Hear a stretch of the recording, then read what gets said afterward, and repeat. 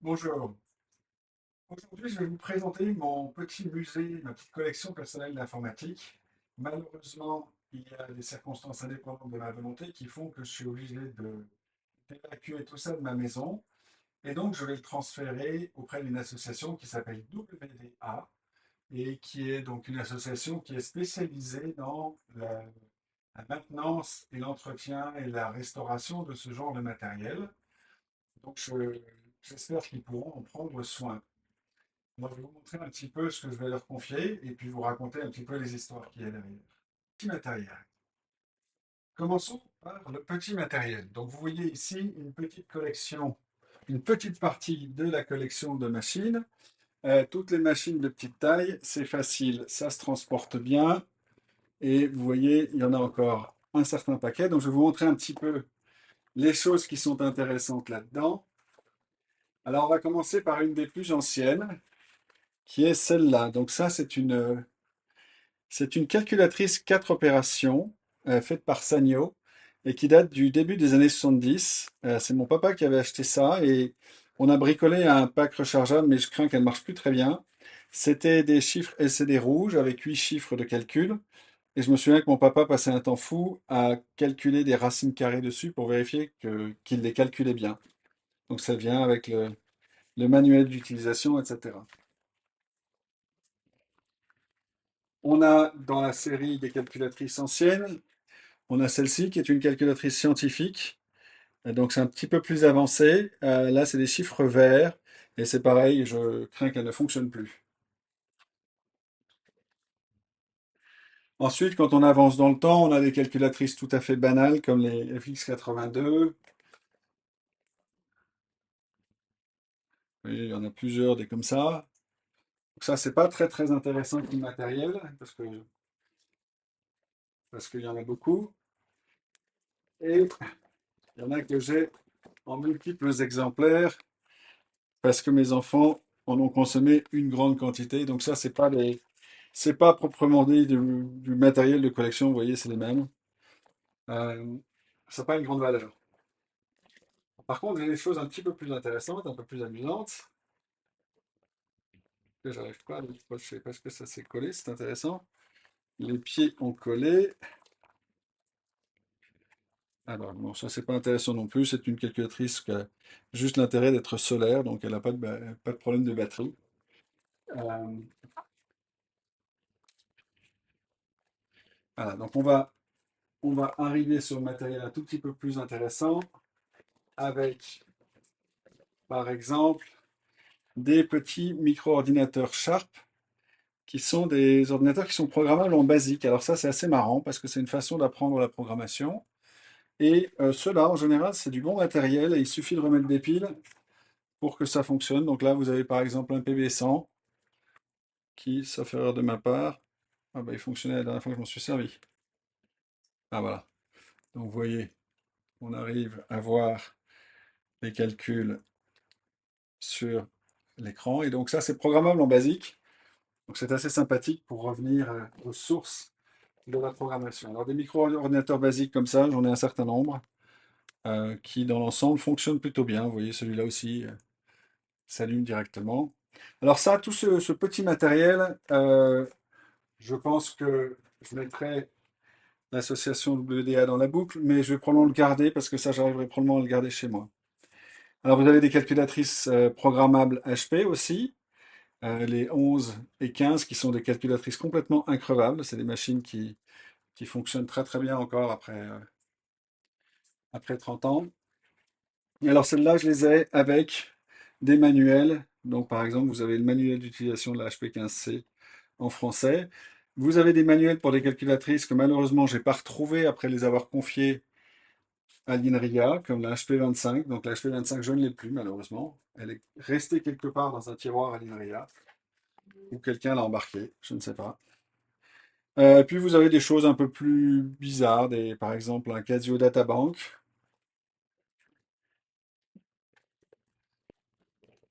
Voilà. Ensuite, on va arriver, voilà, ça c'est encore dans la série, les quasi-calculatrices qui sont en fait des systèmes des petits ordinateurs de stockage, des choses comme ça. Alors, donc la plupart de ces machines j'ai aussi les housses, etc. Les études de protection. Donc vous voyez, on avait des études de protection comme ça qu'on mettait dessus. Et donc dans la plupart des cas, je les ai. Voilà, donc je peux remettre les études de protection là-dessus. On a aussi ici une EHP28. Alors ça, c'est une série un petit peu unique pour deux raisons. D'abord, c'est la première qui a introduit le langage RPL, qui était un langage de programmation nouveau, Reverse Polish Lisp, Reverse Polish Notation. Et puis c'était un format, vous voyez, qui se ferme comme ça. Je viens de me pioncer le doigt dedans d'ailleurs. Parce que c'est un des défauts, c'est si on met le doigt ici et qu'on réouvre, eh ben on se pionce le doigt dedans. Mais voilà, donc ça avait l'avantage que ça permettait d'avoir un clavier alphabétique sur le côté, qui permettait d'entrer de l'alphabétique facilement. Et il y avait tout un système de menus déjà, avec des fonctions qu'on pouvait accéder par menu. Donc par exemple, si je veux aller récupérer les fonctions liées à la pile, je fais Shift Stack et vous avez des fonctions de menu qui apparaissent ici et je peux sélectionner ma fonction, par exemple Duplicate, en exécutant ça. Voilà, donc ça c'est l'ancêtre de toutes les calculatrices RPL, comme la HP48 qui est un petit peu le haut de gamme de cette gamme de calculatrices. Donc là vous voyez c'est un écran avec 8 lignes, le même principe de menu mais revenu sur un format plus classique de calculatrice. Et c'était un modèle extensible avec, à l'arrière, on pouvait mettre des cartes d'extension là-dedans et un système de communication infrarouge à deux sens. Une connexion RS-232 qui permettait de le connecter à un PC. Donc ça, c'est un peu à la limite entre l'ordinateur et le micro-ordinateur et la calculatrice. Donc programmable toujours en RPL, le même langage qui avait été introduit sur les HP28. Et ce modèle-là, là, pour le coup, celle-là, je pense que je vais la garder avec moi, même si effectivement euh, l'association WDA sera dans la boucle. Le dernier descendant dans cette série, c'est la HP50. Donc la HP50G, ça c'est un modèle qu'on trouve assez facilement sur eBay, c'est pas très très compliqué à trouver. Donc c'est pour ça aussi que je me sens pas obligé de les confier à l'association. Après ça, HP en fait a basculé sur une autre façon de faire des calculatrices avec la HP Prime, euh, qui est, euh, qui n'a pas autant convaincu les utilisateurs HP classiques. Euh, alors c'est une calculatrice qui était très, très puissante, un processeur extrêmement rapide, un écran graphique couleur, c'est capable de faire des graphiques en 3D, tout un tas de choses très avancées. Par contre, c'est un système de menu où il faut toucher l'écran, donc on n'a pas de tactile feedback. Et la programmation utilise un autre langage qui n'a pas convaincu tout le monde. Donc il y a des gens qui adorent, il y a des gens qui n'aiment pas. Moi, je suis personnellement resté beaucoup plus attaché au RPL qu'au modèle Prime. Côté Texas Instruments, qui était le grand rival d'HP, on commence avec la TI-57. Alors celle-là, elle n'est pas en bon état, mais c'est une calculatrice sur laquelle c'est la première calculatrice sur laquelle j'ai programmé en fait. C'est ça qui m'a fait découvrir la programmation. Donc ça, c'est un modèle qui a 45 ans. Donc vous voyez, ben, elle a un peu vécu et on pouvait mettre un petit potentiomètre ici pour changer la vitesse, euh, ce qui permettait de l'accélérer. C'était l'ancêtre de l'overclocking. Alors j'avais aussi une TI-58 et une TI-59 qui, pareil, sont restées à l'INRIA malheureusement. Et donc, je ne les ai plus. Et les descendants à long terme de ces calculatrices Texas, c'est la Texas Inspire, par exemple. Donc, vous voyez un clavier beaucoup plus compliqué. C'est un petit peu l'équivalent chez Texas de la Prime. Avec, vous voyez, deux claviers. On avait des claviers clipsables et on pouvait remplacer le clavier par un autre. Donc ça, c'est un concept assez intéressant aussi en termes de calculatrice. Voilà. Et on arrive un petit peu au bout des calculatrices intéressantes. Ensuite, j'ai quelques modèles sans grand intérêt. J'ai une TI-83. La TI-83, c'est un peu la machine à tout faire chez Texas, euh, dans le domaine des scientifiques. Et puis des petites calculatrices, hein. Et dans cette boîte, dernière bizarreté, ça c'est en français la dictée magique, en anglais Speak and Spell. C'est une machine qui était fabriquée par Texas Instruments et qui permettait, en fait, C'était un synthétiseur vocal. On tapait des mots et ça les répétait, ça les affichait sur un petit écran et ça les répétait. Ah, ça, je crois que malheureusement, ça ne marche plus. Voilà. Dans cette boîte, j'ai encore une petite calculatrice et un petit pilier qui avait. Une machine de la marque Yakumo complètement inconnue et qui a comme particularité qu'elle avait un GPS. C'est pour ça que j'avais acheté à l'époque. Donc c'est un des tout premiers GPS intégrés à un PDA. Et alors on avait une antenne qu'on sortait comme ça. Il fallait déployer l'antenne. C'était encore assez primitif. Voilà. Et c'est tout pour cette boîte. Alors, je voudrais juste mentionner un descendant lointain des calculatrices HP. Ça, c'est une société qui s'appelle Swiss Micros qui fait ça. Donc, c'est une calculatrice sur laquelle je suis en train d'écrire un firmware qui permet de faire du RPL, donc le même langage de programmation que HP48. La calculatrice d'origine s'appelle DM32 ou DM42. C'est pas mal, c'est un écran très haute résolution par rapport au HP et on peut faire des choses assez intéressantes avec. Donc, je vais vous donner une petite démo de ce que donne. J'ai plein de vidéos sur cette calculatrice sur ma chaîne YouTube, donc je vous laisserai regarder si ça vous intéresse. Mais voilà, on peut la programmer pour faire des choses comme ça. Donc ça va un petit peu plus loin que ce que pouvait faire les HP. Alors toujours dans la série de ce qui est associé aux calculatrices, j'ai oublié de mentionner tous les quelques dépliants en fait qui expliquent un petit peu les calculatrices de l'époque telles qu'elles étaient présentées.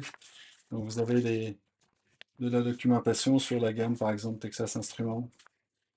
J'ai quelques documents comme ça que je trouve assez amusant aussi de regarder a posteriori. Donc vous avez la TI 57, de la terminale aux terminaux, les arguments de vente comme ça, et vous avez les calculatrices TI 58 et TI 59, qui étaient un peu plus haut de gamme et que j'ai malheureusement plus. Vous avez la même chose côté calculateur et ordinateur de poche chez Texas Instruments. La description des calculatrices scientifiques. Donc voilà la gamme des calculatrices scientifiques telle qu'elle est expliquée par HP. Donc ça, c'est le genre de calculatrice qu'on utilisait quand moi j'étais en terminale, etc. Avec toutes leurs caractéristiques techniques, etc. Et puis alors ça, c'est amusant aussi, c'est des petits magazines de fanzine de l'époque. Et donc par exemple, un magazine HP Toulon, magazine de programmation sur les calculatrices HP48 que je vous ai montré tout à l'heure et la 28S que je montrais. Et puis évidemment, tous les manuels d'utilisation qui sont vraiment des modèles du genre. C'est assez extraordinairement bien fait dedans, avec des descriptions pas à pas de comment utiliser ces machines. C'était vraiment bien écrit. Maintenant, passons à une autre catégorie qui est celle de tout ce qui est téléphone. Alors, on va commencer en tout bien, tout honneur par le premier iPhone, celui qui a un peu tout lancé. Donc, vous voyez, c'est la première génération d'iPhone. Vous avez ensuite iPhone. En quoi que je suis pas sûr, c'est peut-être un iPhone 4, ça. 8 Go, c'est déjà beaucoup pour un iPhone. Donc, je pense que c'est peut-être pas la première génération, je dois me tromper. Vous avez, ça, c'est des iPhone 6 de mémoire. Vous avez, ça, c'est plus tard, peut-être 8 ou. Comme il ne marque pas le numéro derrière, c'est jamais évident. Vous avez les téléphones classiques Nokia, les indestructibles. Donc là, j'en ai deux comme ça. Deux téléphones sans intérêt ensuite, sauf pour voir un petit peu l'évolution des choses. Vous voyez que les écrans en plastique des marques comme Nokia donnaient beaucoup moins bien le choc que l'écran de l'iPhone. Vous avez ici le premier Kindle. Donc l'intérêt, c'est cet écran qui ne perd pas. C'est des écrans dits e-ink qui ne s'éteignent pas. Un téléphone Samsung du début de. Voilà, Samsung a commencé à copier Apple. Et puis, vous avez un iPod. Alors, c'est déjà la troisième ou quatrième génération, c'était pas le tout premier. Ça, c'est un cadeau que m'avait fait IBM parce que j'avais gagné un concours de programmation de mémoire. Alors, vous voyez, donc vous avez des connecteurs propriétaires et puis ça venait se clipser comme ça pour se recharger. Et il y avait aussi un petit clip qui permettait de l'accrocher et de le porter pendant qu'on faisait son jogging. Et dernière pièce que je trouve qui me plaît, c'est ce Treo 680 qui est mon tout premier PDA euh, avec un clavier. Et j'ai toujours regretté qu'on ne fasse pas des claviers après. Euh, c'est vrai que le fait de pouvoir, par exemple, maintenir, appuyer une touche pour appeler la personne qui était associée à cette touche, c'est une fonction qui me manque encore sur l'iPhone aujourd'hui. Alors c'est un peu remplacé par Siri, on peut dire les choses. Mais voilà, j'aimais bien ce format-là, qui tenait bien dans la main et on avait quand même un petit clavier pour pouvoir taper les choses. Voilà. Mais en fait, je dis que c'est mon premier, mais c'est pas le premier téléphone que j'ai eu. Je vais aller chercher. Je réalise que j'ai oublié de le mettre ici. Alors ça, c'est le mode d'emploi que je vais remettre dans la boîte. C'est précieux ce genre de choses, on n'a pas envie de les perdre.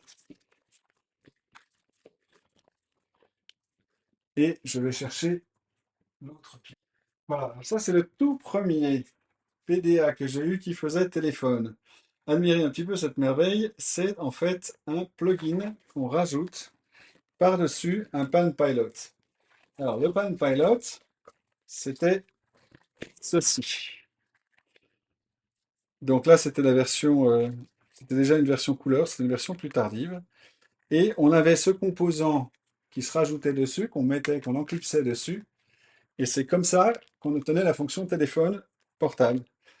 Donc vous comprenez pourquoi le Treo 600 que je vous ai montré tout à l'heure, ou 180, c'était un gros progrès parce qu'on n'avait plus qu'une seule pièce.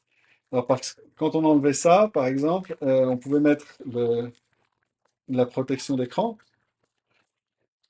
mais on ne pouvait pas mettre la protection d'écran avec le système de téléphone parce que ça ne se clipsait pas. Voilà.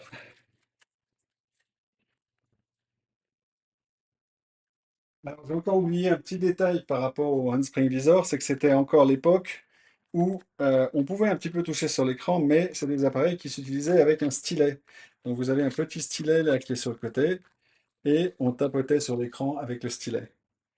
Voilà, donc ça c'est l'époque des tout premiers PDA. Et dernier petit détail concernant le Handspring, donc pareil que pour l'iPhone, on faisait à l'époque des stations de charge, et donc vous voyez c'est une station de charge où on pose l'appareil dessus comme ça, euh, qui évidemment n'était pas complètement adapté par rapport à l'accessoire qui était trop lourd, donc c'était vraiment très difficile d'obtenir le contact. Voilà, ça c'est des petits détails dont on se souvient après coup. Alors on va rentrer maintenant dans la catégorie des objets de petite taille, euh, plus dans la catégorie jeu. Donc vous avez ici une Game Boy Color. Je sais pas la première version de la Game Boy. Donc ça c'était la Game Boy Color.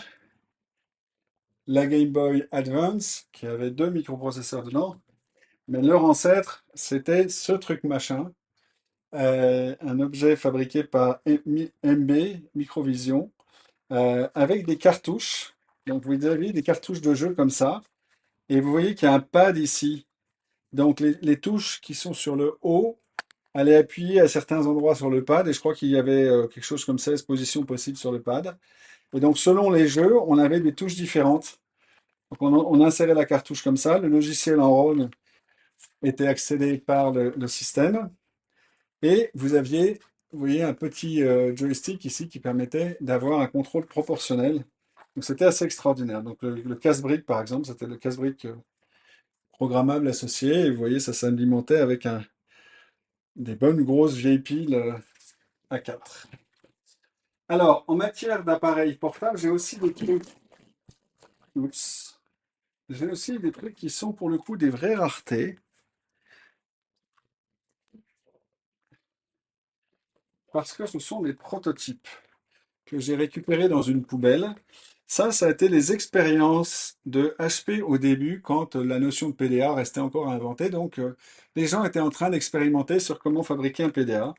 Donc ça, c'est un prototype. Alors, vous voyez, il y a pareil une espèce de station de charge qui permet de charger le truc. Donc, ça s'appelait le WebTab DSTN86. À ma connaissance, c'est jamais sorti. Donc là, c'est vraiment les machines prototypes. Et puis, c'était pas terrible comme design. Alors, ils en ont fait un peu plus avancé, qui est ici. Voilà, donc ça c'est la génération suivante de la même chose. Donc vous voyez que c'est un peu plus beau. Alors des comme ça, j'en ai deux. Ça n'a jamais marché parce que déjà, il n'y avait pas vraiment de logiciel dessus. Le logiciel n'était pas finalisé. Et pour comparaison, voilà, donc je vous montre un iPad moderne. Alors, celui-là a l'écran cassé. Mais voilà à quoi ressemble un iPad. Donc vous voyez l'écran. On dirait que l'iPad, il n'y a que l'écran finalement. Et c'est vrai que quand Steve Jobs a sorti l'iPad, à l'époque, tout le monde pensait que c'était un segment de marché très très difficile à réaliser parce que c'était très difficile de réussir à trouver le bon équilibre entre puissance et fonctionnalité et la taille.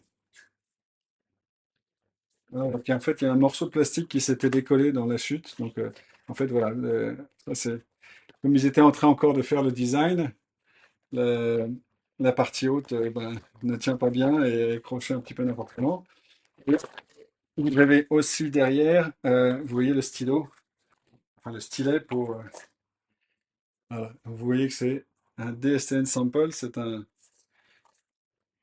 un prototype. Alors maintenant, nous passons dans la catégorie des ordinateurs, du micro-ordinateur proprement dit, et on va commencer par la gamme de Sinclair. Donc Sinclair, ils sont le plus connus notamment pour le ZX Spectrum, qui était un micro-ordinateur 8 bits programmable en basique avec un Z80 dedans. Et Spectrum, c'était parce qu'il était en couleur.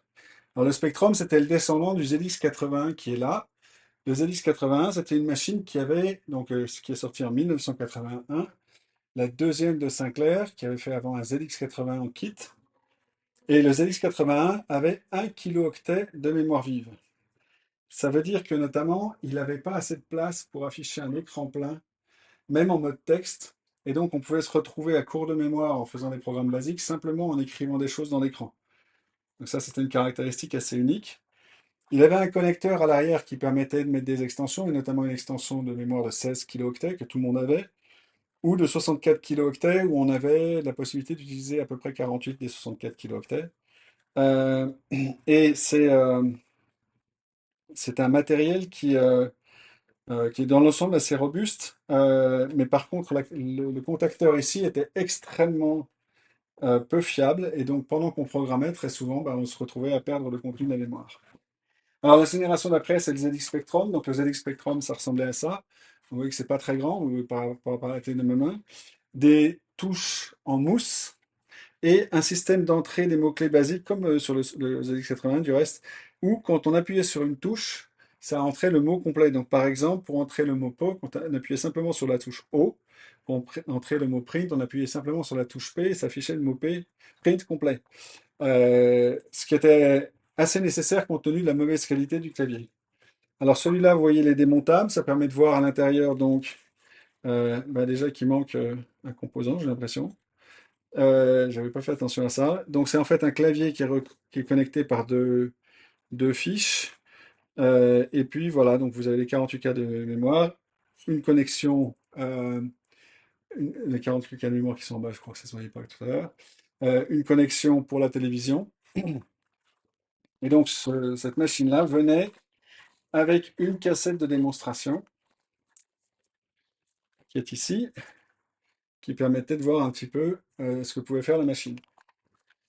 Et ça arrivait donc dans une boîte avec un manuel qui était assez bien fait, que vous avez ici. Donc, manuel de programmation expliquant comment fonctionnait le basique, comment programmer, etc. Donc, beaucoup de jeunes ados de ma génération ont appris à programmer avec ce manuel-là. Et puis, quand on voulait aller un petit peu plus loin, eh bien, on avait des livres. Donc, par exemple, Basique approfondi et Initiation au langage machine et Programmation en langage machine. Donc, vous voyez que c'était des livres qui rentraient dans le détail de comment descendre dans la machine. Et ensuite, vous aviez des logiciels qui permettaient de le faire. Donc, ça, c'est les notes prises à l'époque par mon petit frère sur comment fonctionnait ces trucs-là. Il y avait des livres en anglais aussi. Pardon, c'est celui-là qui est en anglais. Voilà, donc, et le petit livre du Spectrum qui donnait tout un tas d'exemples de programmes. Donc à l'époque, beaucoup de magazines notamment fournissaient des programmes et les gens recopiaient les programmes et c'est comme ça qu'on apprenait à programmer, c'est en recopiant. Et puis ça, c'est intéressant aussi que j'ai retrouvé des brochures commerciales de l'époque qui vous expliquent pourquoi ces machines sont absolument géniales. Alors quand on connaît, vous avez le bon de commande, vous voyez, vous avez le bon de commande, et c'est une brochure réversible. CX81 d'un côté, Spectrum de l'autre, c'est la même ici. Voilà, donc c'est assez amusant. Voilà pour la gamme 8 bits Sinclair. Alors après ça, Sinclair est monté en gamme et a introduit une machine qui était à l'époque considérée comme un monstre de puissance, qui était le QL, avec notamment ce que Sinclair osait appeler un vrai clavier, qui était toujours un clavier plus ou moins en mousse. Vous entendez le bruit, qui c'est pas un bruit très, très, très intéressant. Et taper dessus était assez désagréable. Alors, une des choses particulières de ce modèle-là, c'est qu'il avait intégré deux micro-drives. Alors, le micro-drive, c'était des cassettes, des bandes magnétiques circulaires qui bouclaient sur elles-mêmes. Donc, c'était extraordinairement peu fiable. On pouvait normalement écrire sur une bande une centaine de fois, puis après, elle ne marchait plus. C'était vraiment beaucoup moins fiable que les disquettes, mais ça coûtait beaucoup moins cher à faire. Et donc, Sinclair avait introduit ça avec le Spectrum. C'était une extension, mais je ne l'ai pas. Et ils se sont obstinés avec le QL et donc ils livraient des logiciels intégrés sur ces bandes-là, etc. Très rapidement, les gens se sont dit ça va pas du tout ce système et sont passés aux bonnes vieilles disquettes classiques. Et donc, pour pouvoir avoir un lecteur de disquette, vous utilisiez le connecteur d'extension qui est là et on connectait comme ça. Alors, c'est pas très difficile, pas très facile à faire devant le. Normalement, c'est fait pour être fait à plat sur une table. Voilà, donc vous connectez en fait les deux comme ça. Et vous voyez que vous avez cette espèce d'énorme monstruosité sur le côté avec votre lecteur de disquette. Voilà, donc DQL, j'en ai deux parce qu'il y en a un deuxième qui est ici dans sa boîte et qui a la particularité que la personne a bricolé un clavier externe en prenant un clavier de QL, un deuxième QL en fait, connecté au premier, en ayant étendu la nappe, ça lui permettait d'avoir un clavier séparé. Donc c'est un bricolage absolument infâme, mais c'est rigolo. Il y a quelque chose que j'ai oublié de mentionner concernant le QL, c'est qu'il venait avec, vous voyez, du application software, donc des logiciels applicatifs qui étaient faits par la société Psion, qui ensuite a fait des PDA. Et ce logiciel avait un tableur, un traitement de texte, etc. Donc ça permettait d'avoir une suite plus ou moins productive. Ça se voulait une machine professionnelle. Alors, par rapport aux standards d'aujourd'hui, on est loin du compte, mais c'est intéressant. Alors, je pense que c'est intéressant quand même de voir à quoi ressemblait la boîte du Spectrum. Donc vous aviez en fait cette espèce de diagramme simplement qui vous expliquait comment connecter les choses. Et à l'intérieur, vous aviez déjà un packaging relativement bien pensé. Et vous aviez donc dans la boîte le bloc d'alimentation, le câble de connexion et d'écran et l'ordinateur proprement dit.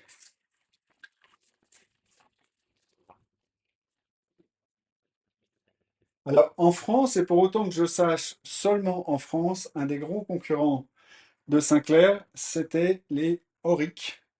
Donc le premier qui s'appelait l'Auric 1, qui est là, qui avait un microprocesseur 6502, le même qui équipe l'Apple II par exemple, qui venait avec 48 kilooctets de mémoire.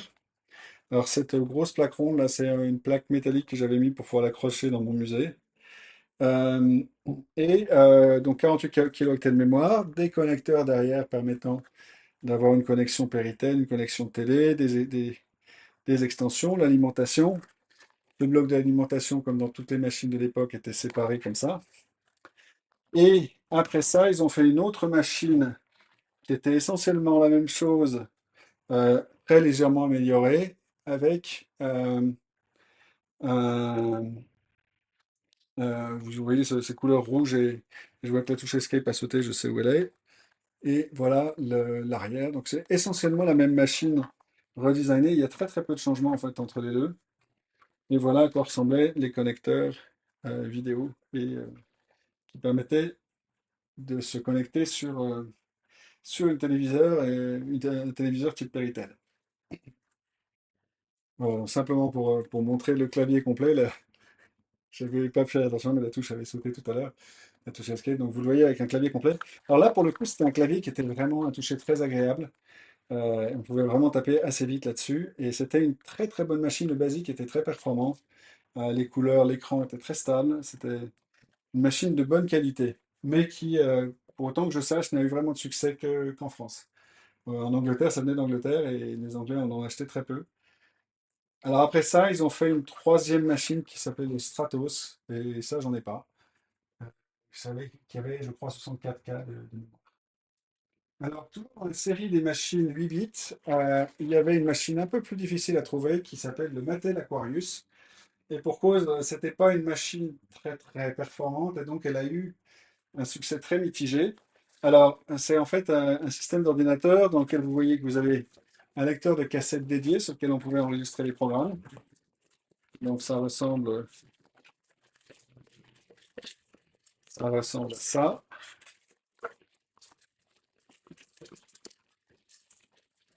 C'est un simple lecteur de cassette, mais qui a été optimisé pour envoyer du son correspondant à des...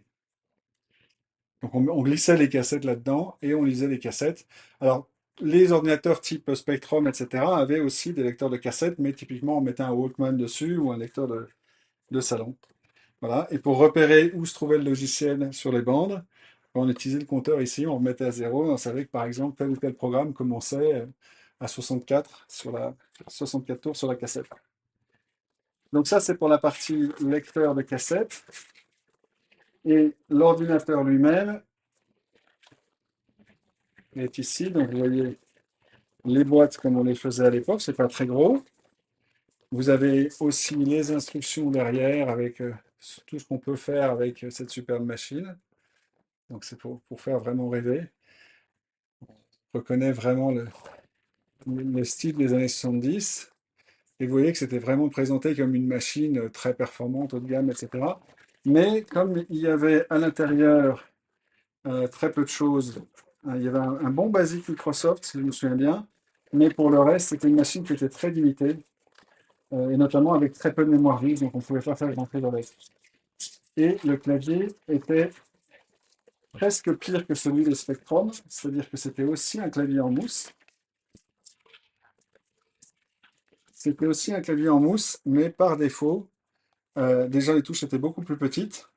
Et par défaut, en fait, on ne remplissait pas les mots-clés complets. Donc il fallait taper les mots-clés alors qu'on avait un clavier qui n'était pas très bon.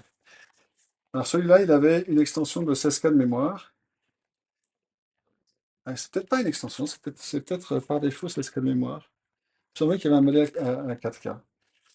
Mais on pouvait mettre des cartouches. C'était quand même du matériel qui était bien construit pour l'époque, avec par exemple un interrupteur sur le côté. Ça, c'était assez rare à l'époque, d'avoir un interrupteur marche-arrêt, une alimentation, un bloc d'alimentation, et donc le câble Feritel qu'on mettait sur la télé, et des connecteurs qui sont intégrés directement dans le boîtier. Donc voilà ce qui passait pour un bon ordinateur à l'époque.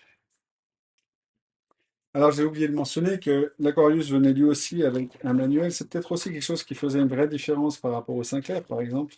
Vous voyez, c'est des cartes d'instructions simplifiées. Alors effectivement, c'est assez simple à mettre en route, mais il n'y a pas de manuel d'apprentissage du basique dans la boîte. Donc, et je suis même pas sûr qu'en fait la machine avait du basique directement sans cartouche. Je me souviens plus s'il fallait pas mettre un. euh, Là, je me souviens plus, il faudrait que j'aille regarder sur Internet si le basique était intégré ou pas. C'est pas une machine que j'ai eue à la maison, celle-là, donc je l'ai trouvée après. Donc du coup, je suis pas très familier avec cette machine-là. Donc après vérification sur la page Wikipédia, donc c'est bien une machine avec un Z80 et 4 kilooctets de RAM et un Microsoft Basic réduit en ROM. Donc c'est bien ce qu'il me semblait. Donc je ne sais pas pourquoi il marque 16 kilooctets. Peut-être qu'il y a eu un autre modèle avec 16 kilooctets ou que c'était une extension qui a rajouté des extensions, mais j'ai pas de contrôleur de jeu. Ouais, c'est pas un système qui a eu énormément de succès. Alors, un petit peu à l'opposé de l'Aquarius, une des machines les plus populaires de l'histoire des micro-ordinateurs, c'est le Commodore 64 qui est ici. Donc ça, c'est une machine qui s'est vendue à, de mémoire, 16 millions d'exemplaires, avec un clavier qui était de très très bonne qualité, voilà, pour le standard de l'époque. 64 kilooctets de mémoire, un bon support de la couleur et des graphismes qui avaient une notion qui était assez nouvelle à l'époque et assez intéressante, qui étaient des sprites. Les sprites, c'était des petits morceaux de graphique qu'on pouvait animer indépendamment sur l'écran. Et donc, on avait en fait les jeux pouvaient en tirer parti pour animer des personnages, etc. à l'écran, sans que le processeur ait à faire beaucoup de travail. Et ça fait que les jeux sur Commodore 64 étaient souvent très sympas. Et de la même façon, il y avait aussi un support du son qui était assez à la pointe à l'époque. Alors après ça, Commodore a embarqué sur les machines 16 bits avec le Commodore Amiga. Alors ça, c'est déjà la deuxième ou troisième génération d'Amiga. C'est un Amiga 600. Le premier s'appelait l'Amiga Mini et il ressemblait plus à une boîte à pizza, avec un lecteur de disquette intégré sur le côté, des connecteurs qui permettaient de connecter des joysticks. Un clavier toujours dans la tradition de l'époque, assez profond mais assez sympa. Ça fait du bruit, mais c'est assez agréable de taper dessus.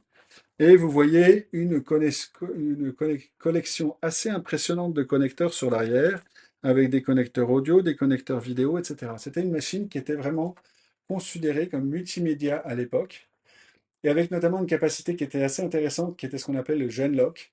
Ça permettait de synchroniser la sortie de l'ordinateur le, l'écran d'une télévision. Et donc, à l'époque, beaucoup d'effets vidéo à la télévision étaient faits avec des Amiga.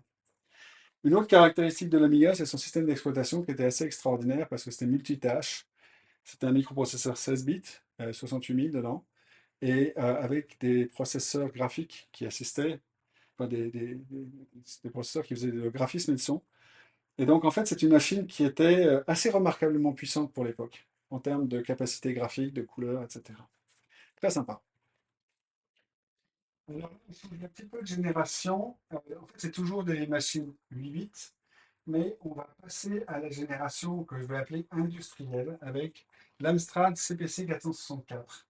Alors, j'appelle ça industriel parce que Amstrad, qui est le monsieur qui a lancé ça, avait décidé par exemple de livrer un écran avec. C'est pour ça que c'est la première machine que je peux vous montrer, parce que l'écran était fourni avec, et donc j'ai encore un écran qui fonctionne directement avec la machine. Donc ça rend beaucoup plus facile de montrer comment fonctionnait la bête. Alors voilà à quoi ressemble la machine proprement dite. Vous voyez, elle est là. Avec là encore un clavier mécanique de bonne qualité. Je n'ai pas l'air de répondre du reste. Hein, ça, c'est étonnant. Alors j'ai deux Amstrad, donc je sais qu'il y en a un des deux qui marche, parce que j'avais testé. Ah bah si, donc il y a quelques touches qui résistent, mais pas toutes. Eh ben, ça donnera un petit peu de travail à l'association, n'oubliez pas, pour réussir à réparer ce clavier et le remettre en état.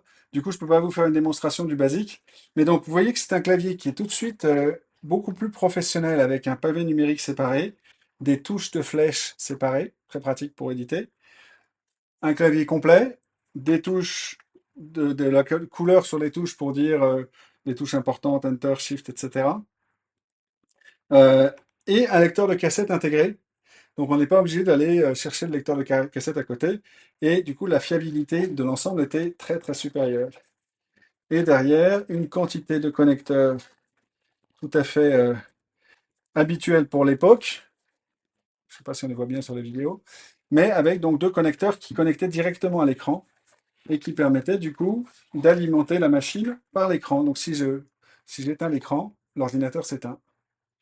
Voilà, donc ça, c'était un design qui était très, très innovant ça faisait vraiment costaud et solide. Si vous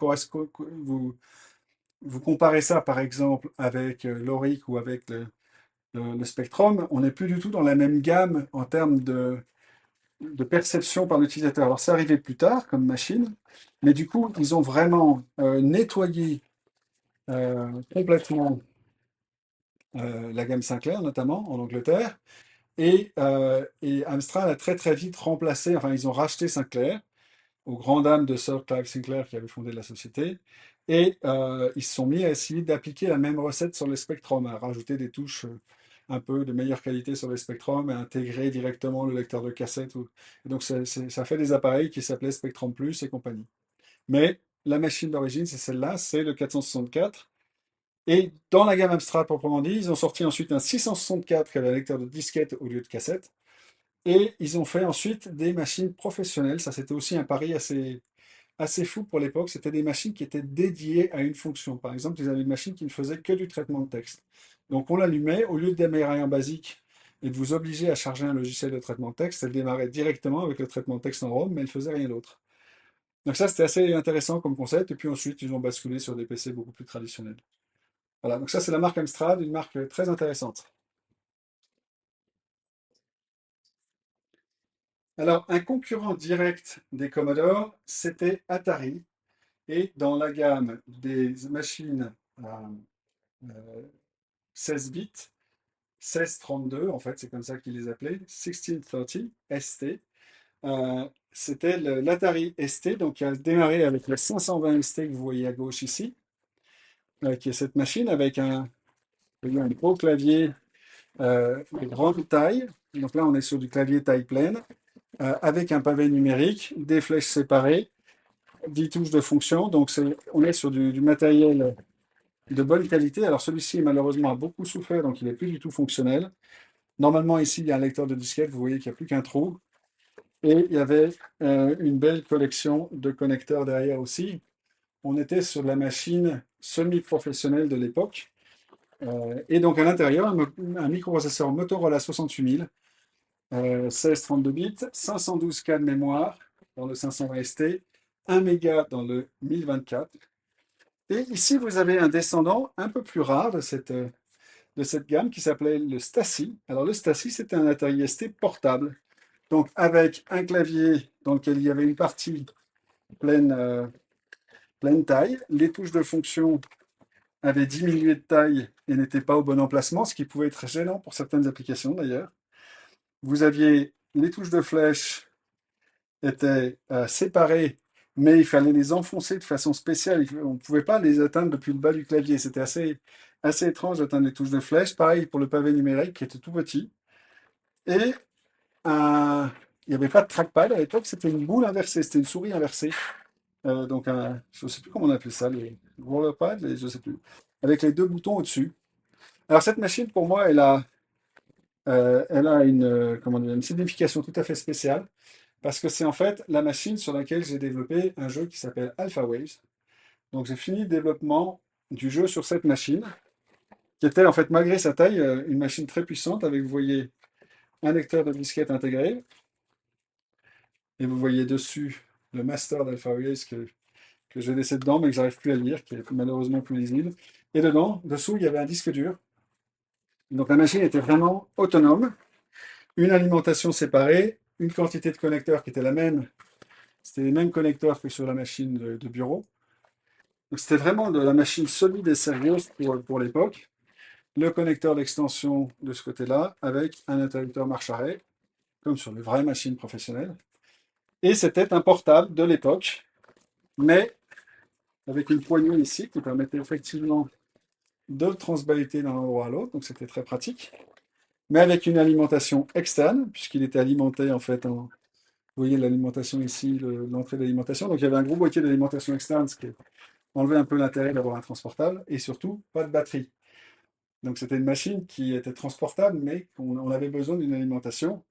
Et il avait été question d'avoir un modèle avec batterie, mais ils n'ont jamais réussi à faire qu'il consomme assez peu pour pouvoir tourner sur batterie.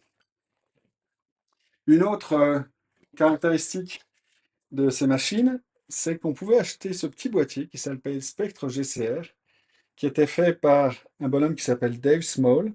Et la société s'appelait Gadgets by Small. Et je l'ai contacté après, il était très rigolo, il était très amusé qu'on se souvienne encore de lui. Et ce truc-là, en fait, réussissait à permettre à l'Atari ST de tourner des logiciels de Macintosh.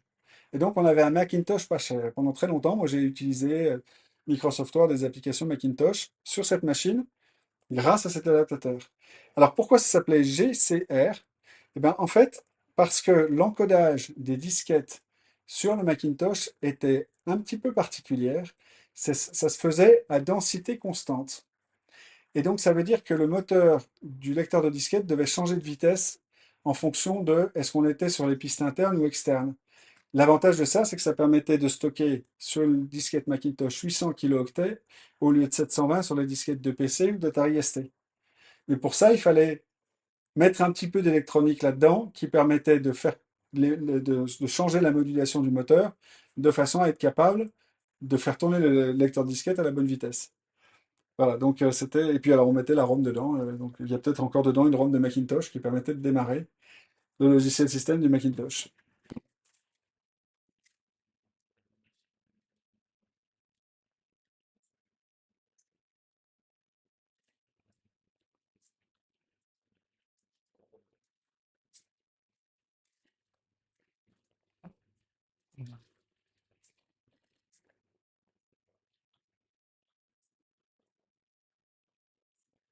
Alors là, on va voir maintenant deux dernières machines un petit peu spéciales, un petit peu. Alors voilà, donc je vous ai parlé d'Alpha Waves. Donc Alpha Waves, c'est ce jeu-là. C'était le premier jeu de plateforme 3D de l'histoire. Donc vous voyez la belle boîte d'origine. Donc là aussi, c'est probablement un des éléments que je montrerai à l'association, mais que je leur laisserai pas parce que de mémoire, c'est la dernière boîte que j'ai. Et la dernière fois que j'ai parlé d'Alpha Waves, il y a un petit malin qui m'a piqué la disquette qui était dedans. Donc je n'ai plus de disquette originale d'Alpha Waves. C'était le dernier qui me restait. Euh, mais voilà, donc vous voyez, c'était quand même. Je ne sais pas si vous voyez la réflexion du logo infogramme qui est en filigrane dessus. C'est un peu difficile à voir sur la caméra. J'essaie d'envoyer la lumière dessus. Vous voyez, il y a un tatou. Il y a un tatou dessiné. C'était vraiment de la belle sérigraphie. C'était du beau travail. Et le jeu était très bien, évidemment.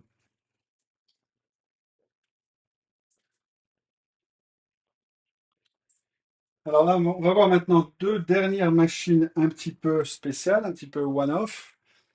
Donc la première, c'est cet ordinateur familial Texas Instruments, le TI 99-4A, qui est une machine qui était aussi d'une très bonne construction, très très bien assemblée. Et vous voyez que celui-ci arrive dans une boîte avec quelques jeux, avec un peu de documentation, des manuels d'utilisation, etc. Voilà.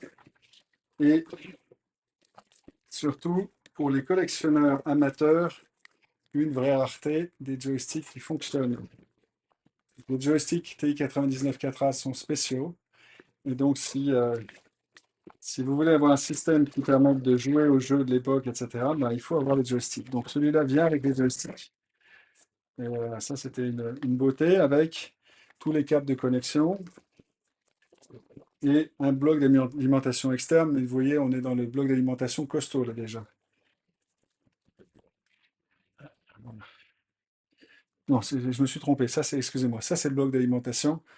Et ça, j'avais oublié, c'était effectivement, c'est le bloc qui permet de se connecter à la Péritel. C'est l'adaptateur Péritel parce que c'était un système américain. Et donc, ils avaient dû créer cet adaptateur Péritel indépendant. Vous voyez, c'est une interface RVB permettant de se connecter aux prises Péritel en France. Et voilà, la belle proprement dit. Vous voyez que c'est vraiment du bon matériel avec du métal, une finition métal, un clavier. Alors, il n'y a pas de pavé numérique sur ce clavier, mais c'est un clavier qui est très solide et avec un toucher très agréable. Euh, voilà l'arrière avec les connecteurs. Donc, vous voyez un petit peu à quoi ça ressemble. Le connecteur vidéo, les alimentations, le connecteur. Et alors, ce qui était assez particulier au 99.4A, c'est cette entrée pour les cartouches. Donc, quand on voulait jouer à un jeu, on ne mettait pas une disquette, on insérait une cartouche là et on redémarrait la machine directement sur la cartouche. Donc, ça démarrait les jeux instantanément, ce qui était un énorme avantage par rapport aux ordinateurs de l'époque, où en général, pour pouvoir jouer à un jeu, il fallait le charger depuis une cassette, ce qui prenait un certain temps, voire un temps certain. Voilà. Et c'était aussi un système assez complet avec, par exemple, des modules d'extension qui permettaient d'avoir un lecteur de disquette externe. Alors, c'était un gros boîtier d'extension avec de la mémoire, avec ce qu'ils appelaient un language pack qui permettait de programmer en Pascal et des choses comme ça. J'avais un ami qui avait ça.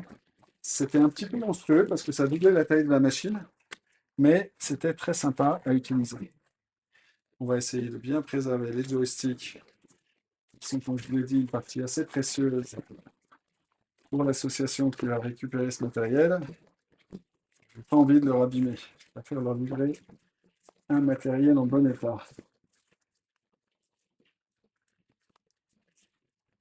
Mais c'est pas une machine qui est très rare, ça. C'est quand même quelque chose c'est une machine qui a eu beaucoup de succès, donc on n'a pas beaucoup de mal à la trouver. Une autre machine qui n'est pas rare non plus, qui a eu beaucoup, beaucoup de succès en Angleterre, c'est le BBC. Donc, vous voyez, il y a marqué BBC Microcomputer, et c'est bien nommé d'après la chaîne de télé, parce qu'en fait, c'était un ordinateur qui a été conçu pour pouvoir faire un programme d'initiation à l'informatique à la télé, qui utilisait cet ordinateur. Alors, il avait comme particularité d'avoir un BASIC extrêmement avancé qui avait été développé sur place. Au lieu de beaucoup de sociétés de l'époque allaient sous-traiter leur BASIC à une autre société, par exemple à Microsoft. Et dans le cas du BBC Micro, la société qui a fait ça s'appelle Acorn. Et ils avaient réussi à développer un BASIC qui était très rapide pour l'époque et avec des tas de fonctionnalités sympas. Par exemple, on pouvait raccourcir les mots-clés. Donc au lieu de taper print, on pouvait taper p point et ça se transformait en print à l'exécution. Donc c'était assez intéressant comme ordinateur. Mais cet ordinateur va nous permettre de faire la transition vers une deuxième catégorie, à savoir les marques qui n'ont pas complètement disparu. Parce que toutes les marques dont je vous avais parlé jusqu'à présent, à l'exception des calculettes et de HP, donc HP ne fait plus de calculettes, mais la société Hewlett-Packard existe encore. Mais là, Acorn, en fait, après ça, ils ont fait une autre machine qui s'appelle l'Archimedes. Et l'Archimedes avait dedans un microprocesseur RISC 32 bits, qui était une révolution pour l'époque.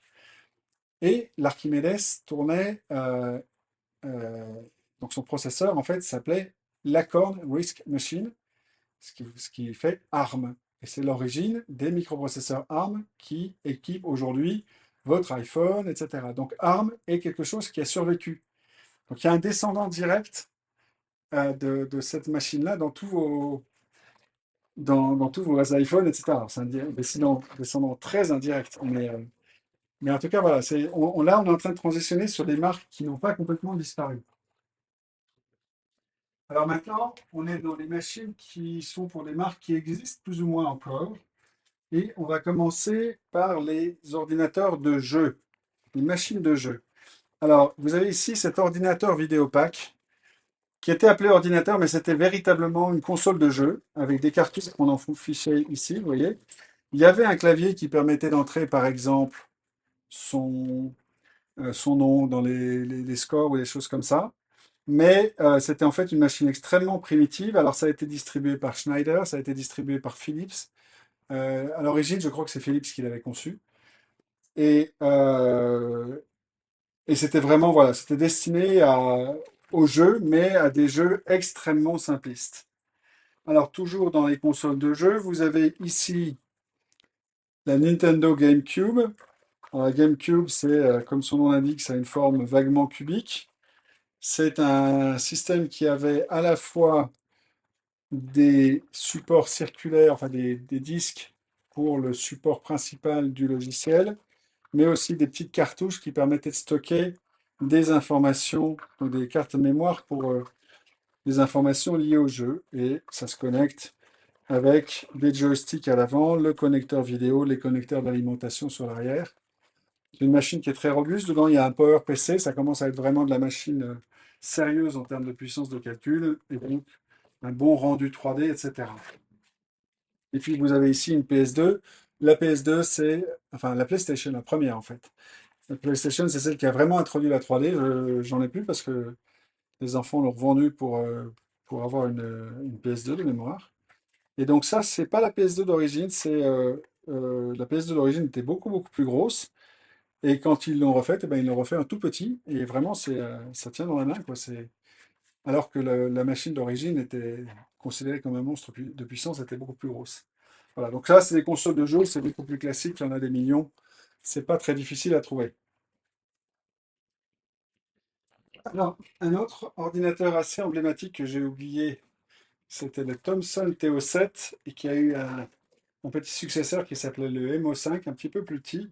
Donc ça, c'était fabriqué par la société Thomson. C'était là aussi un basique Microsoft.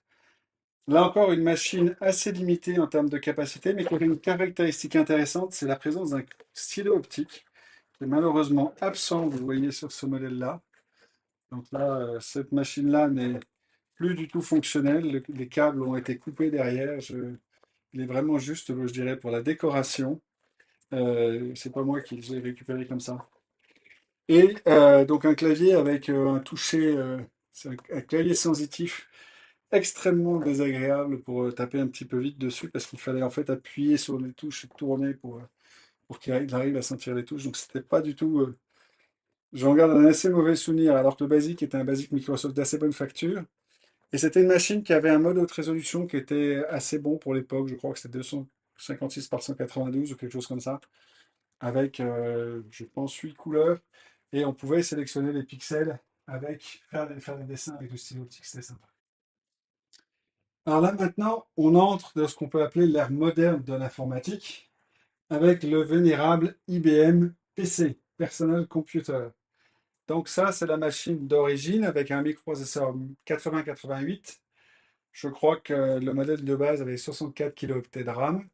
Et c'est une machine qui démarre encore en basique. Elle démarre en GW Basic pour... ça sera les dernières générations avec le portable que je vous montrerai tout à l'heure. On a ici un clavier qui est, pour pas mal de monde, un des meilleurs claviers du monde en termes de toucher. J'ai encore des collègues qui achètent des claviers essayant de reproduire le toucher de ces claviers IBM, qui ont un clic très très caractéristique et on peut taper extrêmement vite dessous. Et c'est des claviers qui sont quasiment inusables et incassables. En termes de connectique, donc deux lecteurs de disquettes sur ce modèle-là. Le modèle XT, après, aura la possibilité d'avoir un disque dur avec un contrôleur de disque dur interne. On a un gros interrupteur IBM classique rouge 01.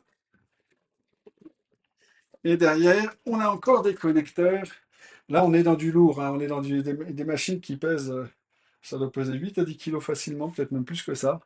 Donc, on est encore sur des connecteurs qui sont très en train de se chercher. Alors, l'alimentation est classique, la possibilité d'alimenter le moniteur externe par un report d'alimentation.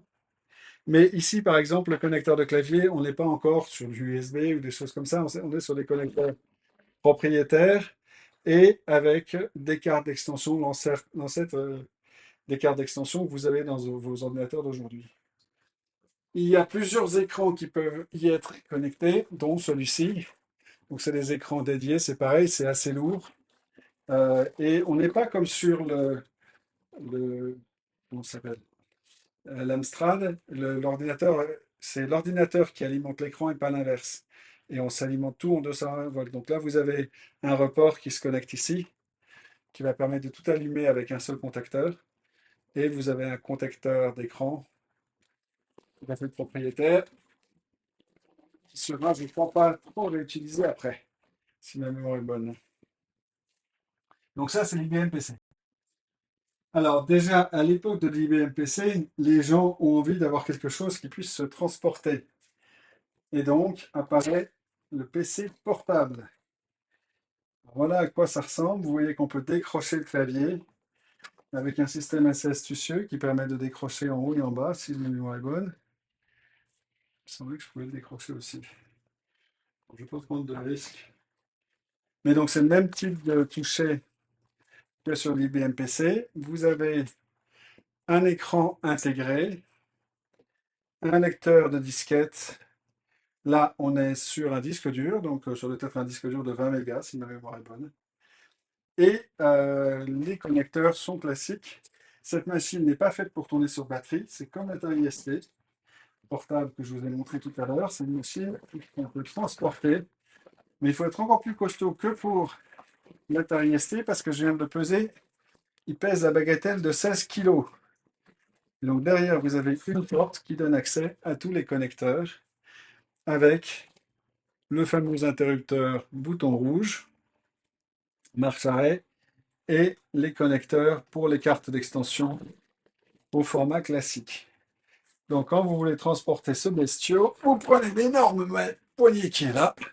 Vous prenez votre courage à deux mains et vous faites votre exercice pour la journée parce que 16 kilos, on entend quand ça se pose. Alors, après les temps héroïques du premier PC portable, on a commencé à apprendre à faire des PC qui sont véritablement autonomes sur batterie, avec des écrans qui au début étaient assez petits. Donc là, vous voyez, on a un écran qui n'est pas pleine taille.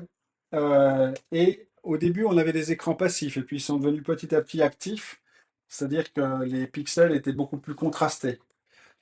Vous voyez que c'est une machine qui est assez épaisse, qui a un clavier qui est de bien moins bon toucher. C'est difficile à entendre, mais peut-être que au bruit, vous pouvez vous rendre compte que on est sur du clavier un peu caoutchouteux, etc., parce qu'il n'y a pas beaucoup de débattement. Mais on n'a pas encore appris à faire des claviers à ciseaux et des choses comme ça, donc on a encore du clavier plus ou moins traditionnel. Un lecteur de disquette sur le devant, un disque dur euh, intégré et une batterie amovible qu'on peut remplacer. Donc on peut en fait changer la batterie en étant sur secteur, parce que l'autonomie d'une machine comme ça, c'était typiquement une heure ou des choses comme ça. On était encore sur des temps très très courts. Et derrière, un bon paquet de connecteurs, mais pas de carte d'extension. Un tout petit peu plus tard en génération, on a ce genre de machine, toujours un clavier très caoutchouteux. Les claviers des Toshiba ont toujours été un petit peu. Vous voyez que l'écran c'est un tout petit peu agrandi. Alors, je me souviens plus si celui-là est en couleur ou en noir et blanc. Le lecteur de disquette sur le côté. Une batterie toujours qu'on peut enlever. Donc, il faut que je la déverrouille pour pouvoir l'enlever. Bon, je n'y arrive pas. Je ne vais pas casser.